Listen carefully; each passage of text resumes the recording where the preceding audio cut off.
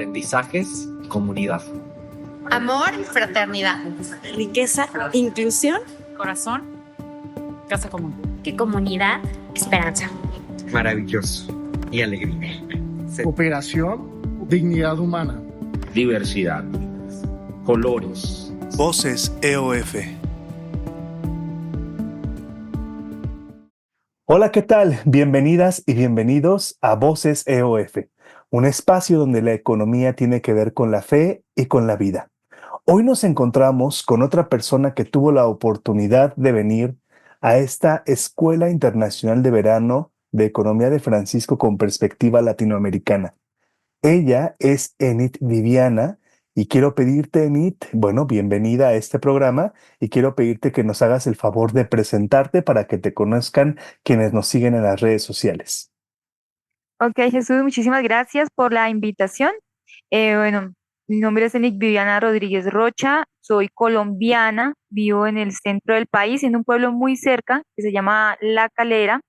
De profesión soy contadora pública y actualmente radico en zona rural del municipio, de más o menos a una hora y entre labores varias, la finca, animales y mi profesión como contadora. Muchas gracias por acompañarnos, Enid, con este perfil tan interesante que ya nos contarás un poco, pero haces parte también de Economía de Francisco desde los comienzos y has sido una mujer muy activa dentro de este movimiento, desde tus realidades, muy consciente también de los aportes que pueden surgir desde los sectores rurales para ese tipo de propuestas, muy orgullosa de tus raíces, muy orgullosa de tus entornos, y eso es una verdadera belleza, porque realmente nos das ejemplo de que la economía o la pasión por la economía también incluye una pasión por el territorio. Ya iremos platicando un poco más sobre ello, pero hoy quiero que nos compartas con todas las personas que nos están escuchando en este momento uno de tus aprendizajes de la escuela de verano. ¿Cómo fue para ti llegar a México, recibir la invitación y qué aprendiste en esta escuela internacional de verano? Compártenos un poco, por favor. La llegada y todo el proceso de preámbulo a la escuela pues fue muy, muy interesante porque primero era dimensionar lo que iba a hacer, ¿no? Como en esta expectativa de la formación, pero también el conocer un poco esa realidad distinta a mi país, ¿no? Entonces, la preparación con la información que nos fueron dando del diario personal, pero también como esa inquietud de, que íbamos a aprender, porque los temas en sus nombres eran como un poquito complejos, pero ya llegando a México, pues primero, pues un país muy hermoso en el que aspiro y espero volver muy pronto, de lo poquito que conocí, la relación también de la voz de cada uno. Y ya en la expectativa de la escuela, pues los aprendizajes, primero reconocer la diversidad, que eso fue clave para mí. Primero, pues aparte, íbamos más colombianos, pero también encontrar más personas de otros países, también del mismo Estado de México, pues fue una sorpresa y eso generó una apertura también a la escucha, a la observación, que soy muy observadora. Y segundo, pues también presta la información, como calidad de muy buena estudiante, muy, muy bien aplicada. Entonces, de toda esa formación que recibí, una de las cosas que aprendí fue el valor de la memoria histórica y la importancia de conocer la historia en sus dos versiones. La charla de Tania y una conversación aparte cuando llegamos al castillo fue esa, ¿no? Como que surgieron preguntas muy fluidas y es eso, ¿no? Como entender que hay una memoria que hay que respetar, que hay que valorar y que también que hay que ponerla en el presente. No se puede quedar como en el baúl de los recuerdos, sino es que hace parte de lo que somos y lo que también como país somos. Entonces, eso me resonó mucho con la realidad del país. Cuéntame un poquito para quienes no tuvieron la oportunidad de estar con Tania ni de su conferencia, ¿de qué fue más o menos lo que te acuerdas de esta conferencia y por qué resonó en ti la memoria con sus dos versiones en esta mirada amplia que tú tienes? ¿Y qué tendría que ver esto con la economía? La charla de Tania, lo que recuerdo fue sobre el tema de la danza y como los saberes o las características del baile, cómo resuena en la gente y en la comunidad de los pueblos originarios, ¿no? El significado de cada detalle en sus raíces, en sus movimientos, en su vestimenta, porque todo eso tiene una historia, tiene una razón de ser de la cosmovisión de los pueblos originarios. Entonces, para mí resonó mucho porque en la realidad de mi país, buena parte hay poblaciones de comunidades indígenas, donde yo vivo, hace obviamente siglos atrás, fue territorio de los muiscas. Entonces en mi pueblo se está intentando recuperar esa memoria histórica de lo que somos, ¿no? Como primero. Segundo, porque la realidad de mi país, tristemente el desplazamiento ha hecho que muchas poblaciones indígenas se movilicen a Bogotá y algunas lleguen a La Calera pues en otras condiciones no muy gratas. Entonces, me resuena en ese sentido de valorar lo que tenemos en mi país, en la región, la memoria obviamente de mi pueblo, pero también de valorar esa cosmovisión que nos ha ayudado a permanecer ante todo. Y sobre todo no satanizar de la perspectiva religiosa, que a veces es una falencia nuestra de ver que eso es malo porque lo desconocemos y no nos damos la oportunidad de conocer por qué hacen lo que hacen, por qué visten como visten, por qué danzan como danzan. Y otra cosa es el no comercializar, que era la pregunta que en su momento le hice a ella, ¿no? ¿Por qué se comercializan los saberes y si tergiversa realmente el fondo de la cosmovisión de los pueblos originarios? Claro, esta escuela de verano, para quienes no hayan tenido la oportunidad de escuchar de ella, hemos decidido titularla Economías para el Buen Vivir, porque creemos que la cultura, los saberes, las tradiciones y las espiritualidades que se viven en nuestro continente, tan diversas y válidas, pueden arrojar luces para construir otras formas de hacer economía, entendiendo economía como la forma de administrar y relacionarnos con todos los recursos que hay, de habitar también pues la tierra.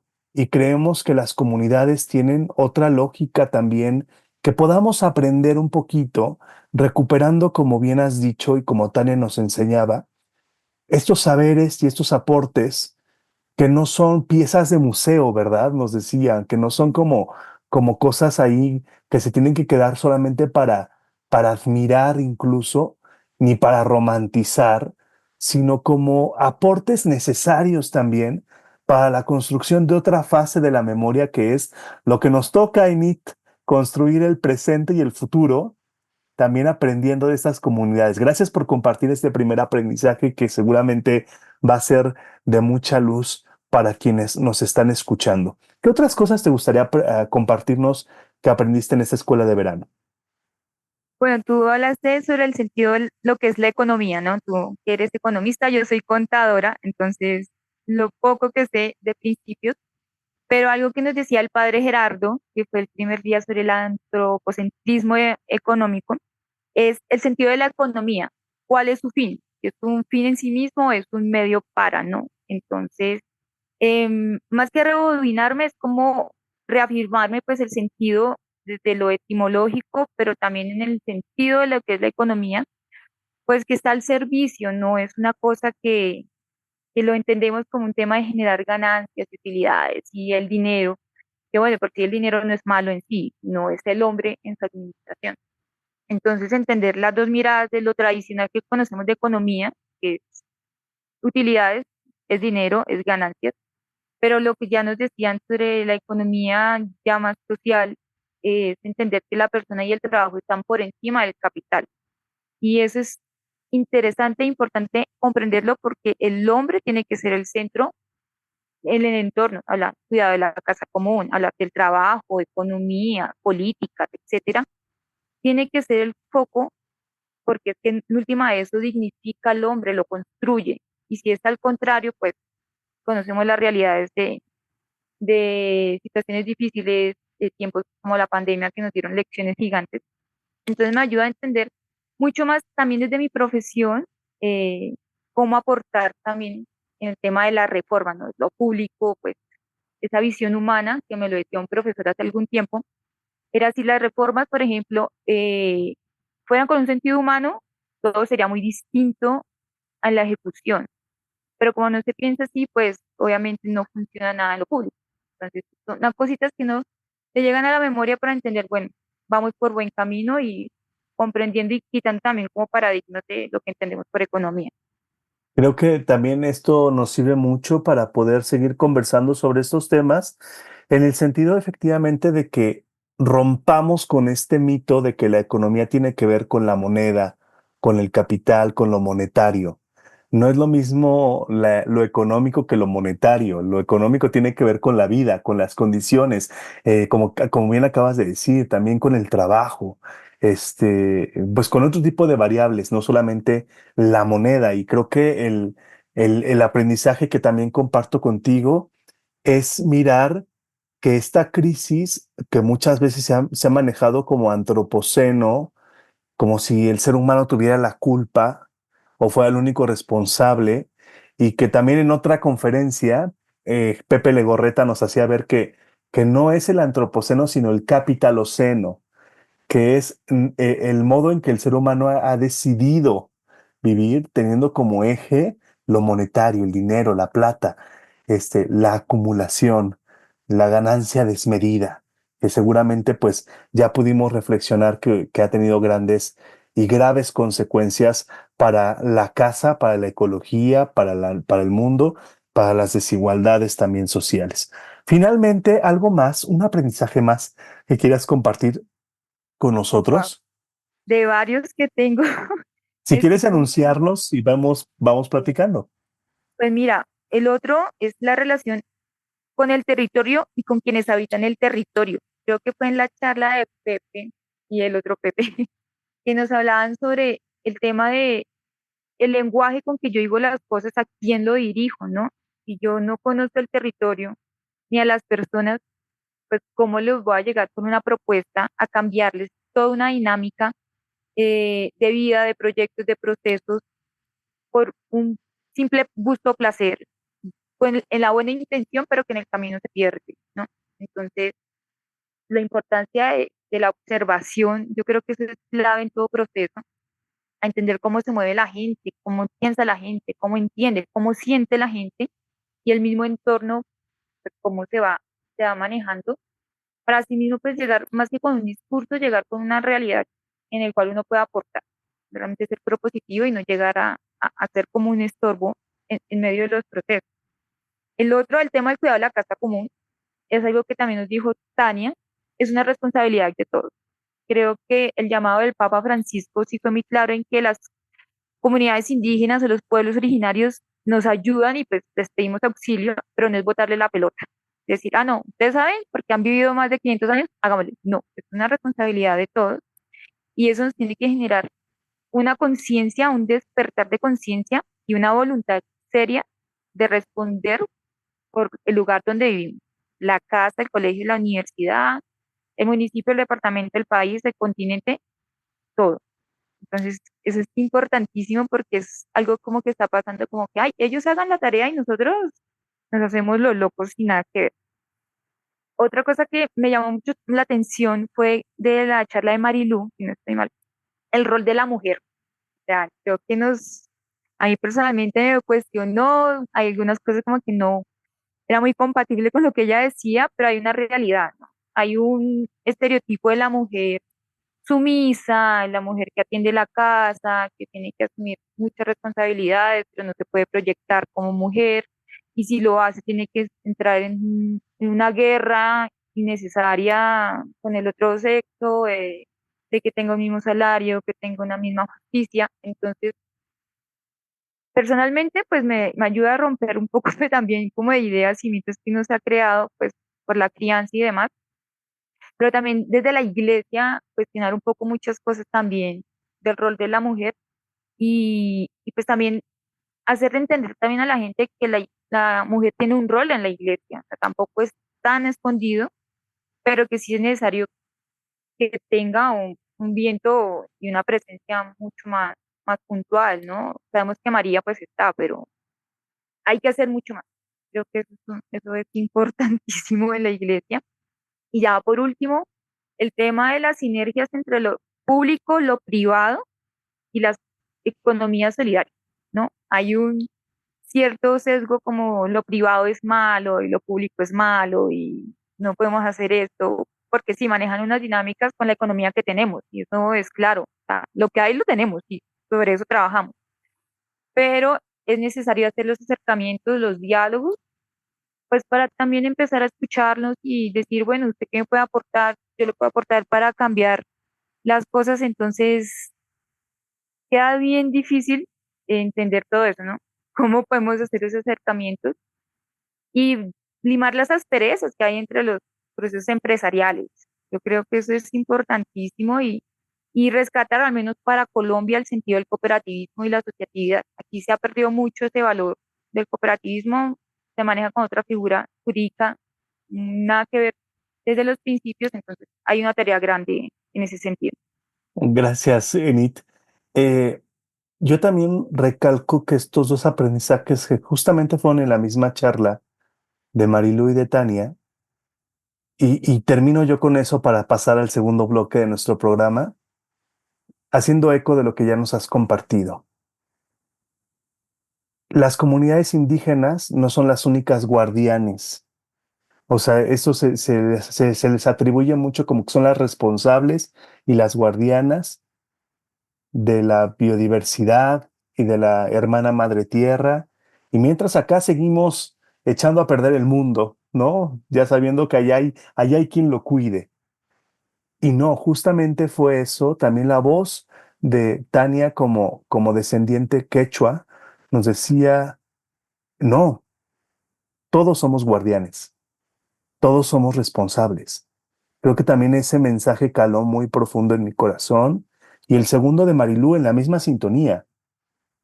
Las mujeres no son las que están obligadas a hacer el cuidado. El cuidado es una tarea de todas y de todos también.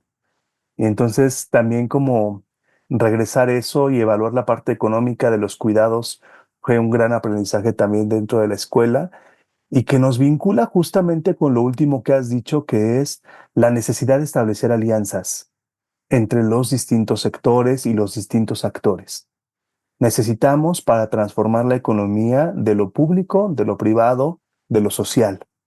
Y sin prejuicios, como tú habías dicho también desde el comienzo, sin prejuicios y con la tendencia de que si no entramos todas y todos, no va a ser posible un cambio sustancial, como nos está invitando el Papa Francisco. Gracias, Enid, por estos maravillosos aprendizajes que hoy compartes con nosotras y con nosotros de la Escuela Internacional de Verano. Y esto nos da pie al segundo bloque de nuestro programa de EOF, que es las historias que están detrás de las personas que quieren cambiar la economía en América Latina y el Caribe.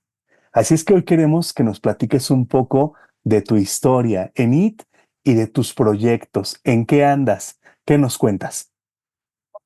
Uy, qué emoción. Esa parte me tiene así un poquito nerviosa. Bueno, eh, cómo yo llegué a todo esto también, ¿no? A Economía de Francisco, hago parte del movimiento Laudato Si, soy animadora de animadores de la Regional Cundiboyacense. Hace muchos años yo siempre he tenido una inquietud de corazón con las realidades sociales, ¿no? Pues mi familia es campesina tanto por parte de papá y parte de mamá. Yo soy cundiboyacense por parte de mis padres. Nací en otro pueblo que es muy cerca de Bogotá y siempre he vivido en todo el tema del campo, ¿no? Entonces, están las vacas, ovejas, frutales, siembra. Entonces siempre me ha causado mucha curiosidad como toda la labor del campo, pero también como la situación de los campesinos en la parte de la historia del país. Que parte de eso fue que salen pues toda la situación de violencia que llevamos más de 60 años. Pero la cuestión era la iglesia qué está haciendo. O sea, yo veía que no había como nada en ese sentido. Y con un amigo nos pusimos a buscar sobre pastoral obrera porque el tema laboral siempre me ha inquietado mucho desde la formalidad, quienes teníamos un empleo y demás, pero quienes no lo tienen como los campesinos. Entonces empezamos a buscar con una amiga porque surgían como dudas y dudas.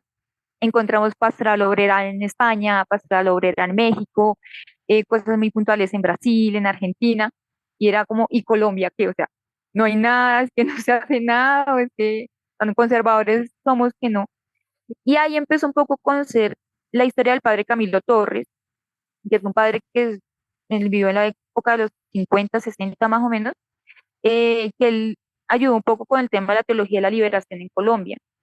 En cambio, la perspectiva de cómo se ve la iglesia en salida, entonces los pobres, los universitarios, una iglesia más humilde, y dije, bueno, ya hay algo de historia.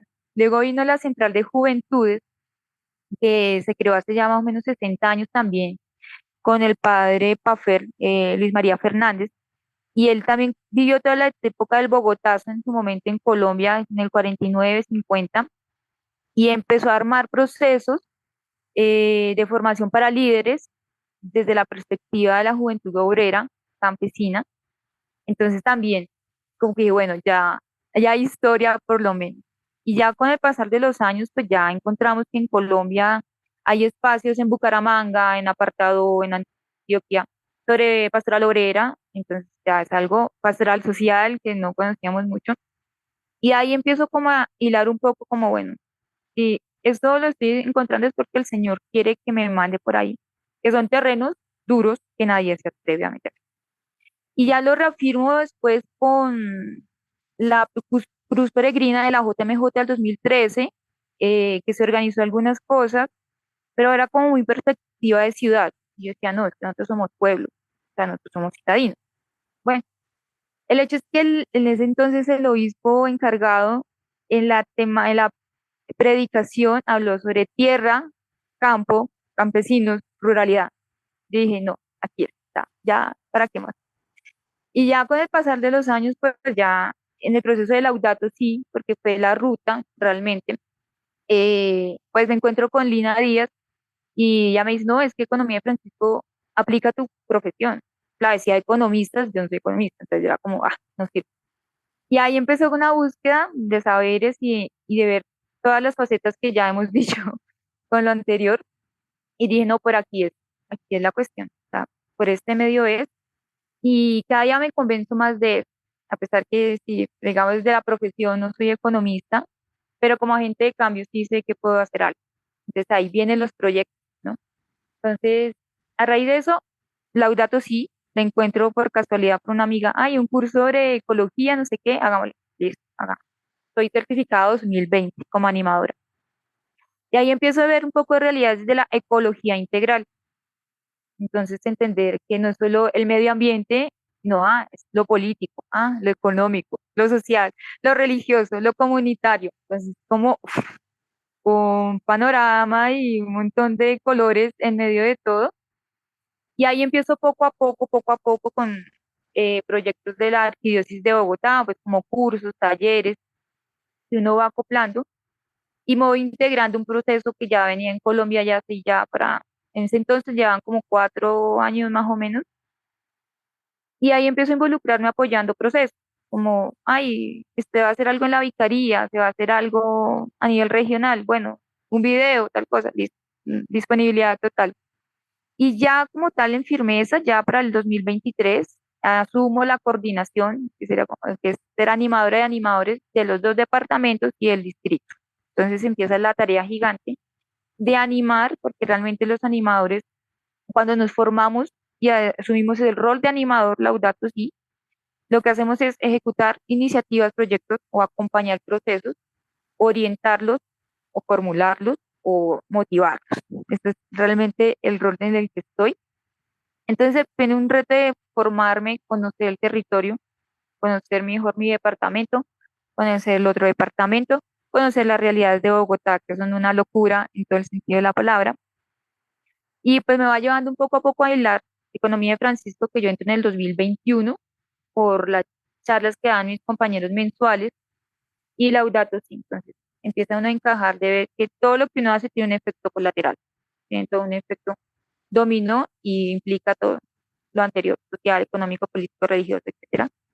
Entonces de ahí empecé a entender pues la misión particular del Señor que me tocó el corazón hace muchos años atrás, y pues lo que implica esos retos de lanzarse a lo que muy pocos lo hacen y uno entiende por miedo, porque es difícil salir de las 4 paredes de la parroquia, pero pues ahí está el reto, ¿no?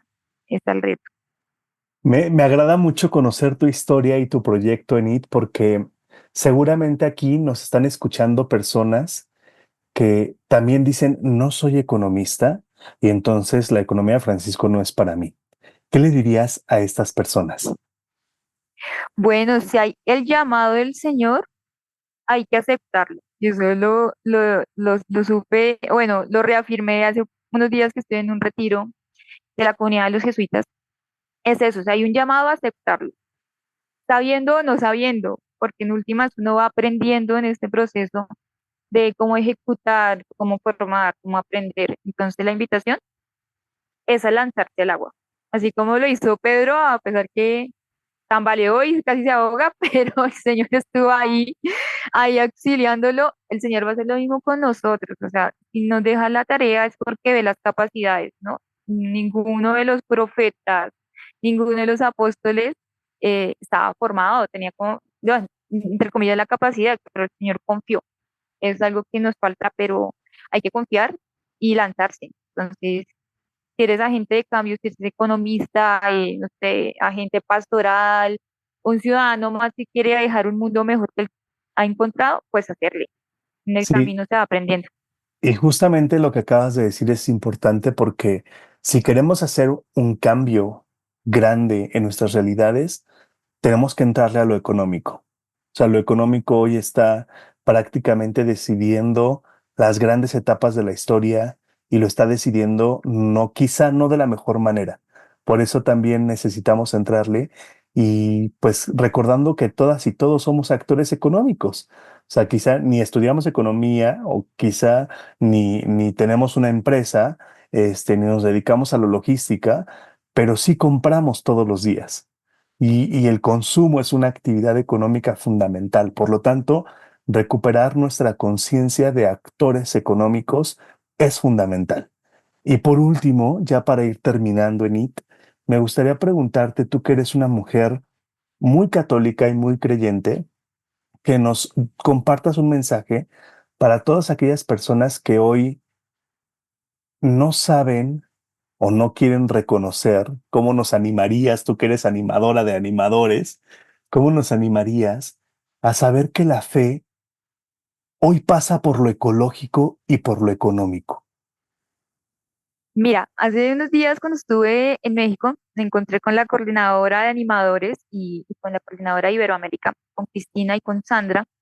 Y entre las cosas que hablábamos, yo le recalcaba mucho, era que en el proceso, cuando uno lee Laudato Si, por ejemplo, por alguna razón, uno se salta el segundo capítulo.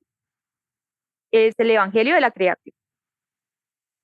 Hay que entender claro, es que nuestra espiritualidad tiene que ir más allá de las cuatro paredes. No se puede quedar solo en el rito, en la liturgia, que son importantes, pero es que son caminos para la misión. Nosotros somos discípulos misioneros. Entonces, cuestionaba un poquito eso porque si a los animadores llegan con, por ejemplo, ellos llegan con un fuego que arde y queremos hacer un montón de cosas, pero se nos olvida el Señor. Y si nos olvidamos del Señor, pues baila, o sea, de ahí se pierde el norte, total. Y algo que tenemos los animadores es que la oración es clave. Es importante porque en últimas lo que hacemos es evangelización. O sea, estos medios, Economía de Francisco, Laudato Si, y demás procesos que conocemos de la iglesia, simplemente excusas del Señor para llevar la buena nueva. Nos escoge para eso. Entonces la invitación es, primero, pues que el Señor nos llama muy profundamente a llevar la buena nueva de distintas formas y distintos medios. Estos son medios. Economía de Francisco es un medio, Laudato Si es un medio, las comunidades que surgen como Legión de María, la catequesis, pastoral penitenciaria, familiar, del trabajo, etcétera, son medios para que el Señor llegue a donde tenga que llegar. Eso es sencillo. Segundo, a mí el texto de las bienaventuranzas, o sea, el sermón de la montaña, para mí es el hit total del Evangelio. O sea, el Señor ahí nos hace algo llamados tan precisos, tan claros, que no pueden quedarse solamente en lo romántico del Evangelio, sino es que nos dice el Señor, hey, hay que actuar. O sea, lo que les digo es para que actúen, no se queden sentados. O sea, hay que hacerle. Entonces es dejar el miedo, es conocer la riqueza de la iglesia, porque creo que es lo que nos ha faltado. No conocemos el magisterio ni la doctrina en toda su riqueza. hay que dejar un poquito el medio y como el hermetismo en eso y ponernos a leer qué es lo que dice, por qué dicen estas cosas, no se pregunte. Bueno, o sea, como un estudiante que le gusta mucho su carrera y se apasiona tanto, es lo mismo, tenemos que apasionarnos por la iglesia y entender que la fe, sin obras, como lo dice en la carta de Santiago, pues simplemente es vacía, porque es que ahí va el amor impreso, ahí va todo lo que el Señor quiere darnos, va ahí. Entonces, como la invitación, ¿no? Pues dejar el miedo, eh, entender que todos son medios para que el Señor llegue a las personas que tengan que llegar para darles amor, aliento, consuelo, valentía y sobre todo que si haya esperanza. Qué hermoso mensaje hoy nos dejas, Enid, para quienes te estamos escuchando, de recordar que somos misioneros y hoy la misión consiste en lo mismo que hizo Jesús: proclamar y actuar y generar una buena noticia. Y hoy la crisis climática es de las malas noticias. Y la crisis económica, las desigualdades económicas son parte de las malas noticias. Por eso tenemos que hacer de una ecología y de una economía que sean buena noticia, de vida digna para todas y para todos. Gracias por recuperar este mensaje tan central, Enid. Nos dejas muy emocionadas y emocionados.